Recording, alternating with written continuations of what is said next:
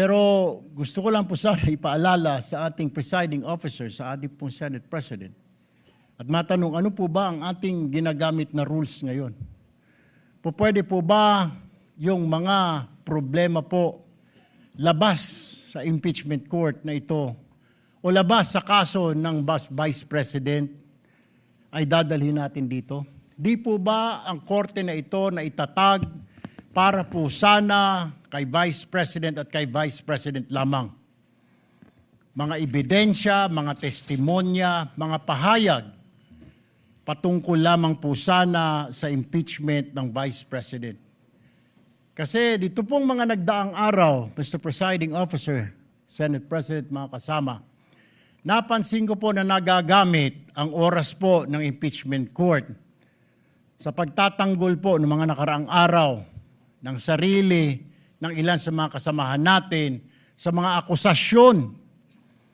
This is not the right forum and the right venue and not the right time to explain your situation. Kung gusto po ninyong mag-eksplika ng inyong mga saloobin, problema, maaari naman po ninyong gawin yan sa labas po ng oras ng impeachment court. Maaari pong sa press conference, nandyan naman po ang Senate media. Anytime po, nandoon sila sa Senate briefing room, press briefing room. Maaari din po sa Facebook o sa YouTube magpaliwanag. Huwag po nating gamitin ang oras ng impeachment court sa pagpapaliwanag o sa pagtatanggol ng ating mga sarili simula pa po noong nakaraang linggo. Because the time we waste here to defend ourselves, defend what we believe or what have you, is an injustice to the Vice President.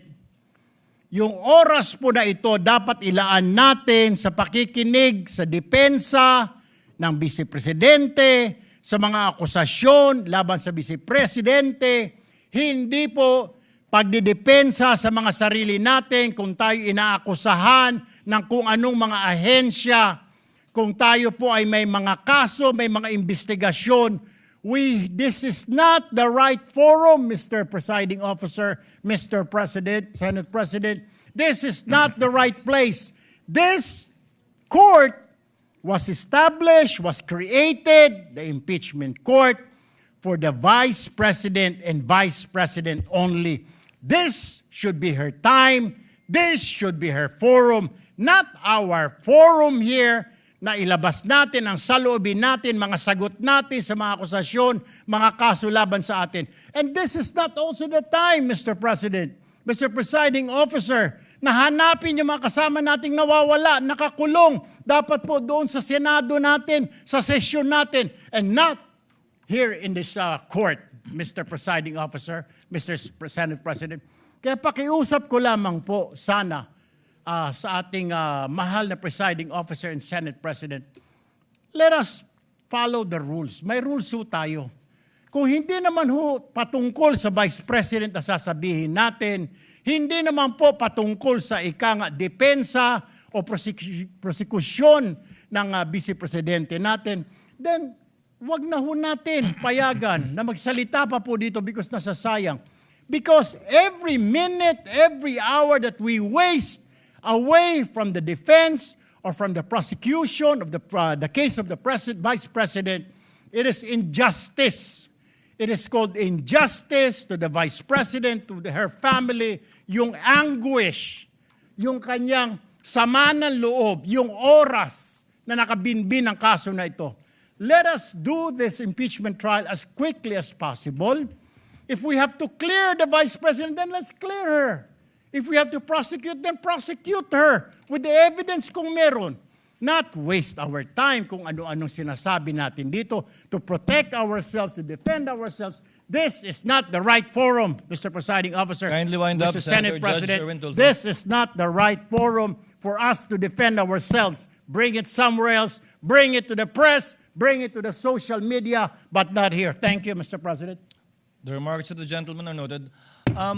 Earlier, Senator Judge Allen asked to be recognized. Are you yielding in favor of Senator Judge Padilla? And thereafter, Senator Judge Soto, thereafter, Senator Judge Thank you, Padilla, Mr. before the Presiding chair Officer. makes a ruling on the matter. Yes, Senator Judge Yeah. Alan Cayetano is recognized. Thank you. I'm happy. You may proceed, sir.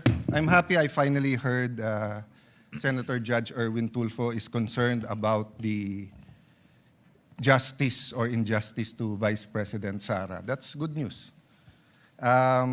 Regarding the waste of time here, sabi ni Senator Joker Arroyo, it is useless to argue a legal point with a non-lawyer. When Senator Marcoleta brought that up here, nagkaroon ng commotion. Senator Miriam stood up here many times and said, kaya ka nga nagpo 4 years na law school at nagbabar. So let me give my own interpretation. The impeachment court is formed with lawyers and non-lawyers. And we interact, and it's for everyone, and we're equal. But if there's an engineer here or a doctor, and they talk about medical principles, I have to either study and argue on medical principles. Hindi ko pwedeng sabihin, hindi, ganito lang yan, logic lang yan, etc. Di ba? So, ang legal principle natin today is simple, integrity ng court. So, allow me to mention that to the people and help educate my colleague here. The integrity of the court and the justices or judges is always relevant. So if the Supreme Court or COMELEC, Court of Tax Appeals, Sandigan Bayan is being heard, and the judges are being threatened, you give them time. So we cannot take the impeachment out of context. May nangyayaring flood control scandal, may nangyayaring gulo sa Team Unity na hindi na united ngayon. We consider Senator Marcoleta and Senator Jinggoy political prisoners, weaponized yung Blue Ribbon Committee at weaponized yung ano. So Mr. President, hindi tama na sabihin na I wasn't, after we brought up the problem with NBI, they doubled down, naggumawa pa ng task force. I mentioned 2 colleagues sa SALN, I didn't accuse them. Sabi ko lang, just like Vice President Sara, just because tumaas ang SALN, can we already ask for the BIR, for the AMLA and the bank accounts? So sabi ko, yan ang i-discuss namin sa Monday. Nag-react na, nag-accuse. I did not take up your accusations here today. Si Secretary Vince Dizon, 3 beses na nag-verify sa Taguig. Sinabi na 3 beses na walang ghost. Ngayon, i-verify ulit. I wasn't going to bring that up, but then i-question ninyo si Senator Padilla. It was all over the news na hindi niya inintindi or he snubbed the ombudsman. I was going to stand up before Senator Erwin stood up just to say, may registered mail. So nung una pa lang, 5 minutes si Senator Tulfo, so I'll take the 5 minutes also if you don't mind. The gentleman may proceed Yes. and kindly be mindful of the time. Yes, I will now. So I'm just saying, Senator Padilla just stood up to say, sumusunod siya sa batas, tapos. Kaya humaba to, dahil nga, hindi importante ata dito yung integrity ng judge. Lastly, kaya sinabi kong it's useless to argue a legal point. Ilang beses ko na narinig dito. It's our job to clear or prosecute the Vice President. Hindi po. It's our job to try and to decide. It's the prosecution's job to try to prosecute, and it's the defense job to convince us na wala. Our job is to try and to decide. And when you decide, you acquit or you convict. Why is that important? These are legal terms. Hindi pwedeng yung nanonood na law student ngayon sasabihin, trabaho pala ng judge to clear or to prosecute.